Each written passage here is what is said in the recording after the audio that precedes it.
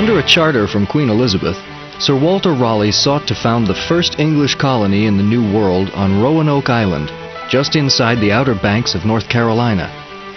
After an initial voyage of reconnaissance in 1584, he sponsored 2 settlements in 1585 and 1587, both of which failed. The latter, which included 17 women and 9 children, disappeared altogether. The colonies failed because of geography, inadequate supplies, and poor relations with Native Americans in the region. The Outer Banks are known as the graveyard of ships. Storms are frequent, the shoals are treacherous, the sands and channels into the banks are shifting, and the harbors are shallow. Ships had to anchor well offshore and supplies had to be ferried in smaller boats. Roanoke's sandy soil was not conducive to European crops.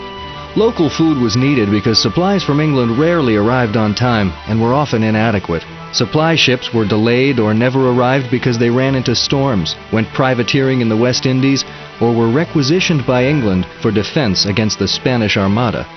So the Roanoke colonists had to rely on the local Indians for food. Initially, the natives gave freely of their foods to the English. Then they traded surplus corn and fish for European goods.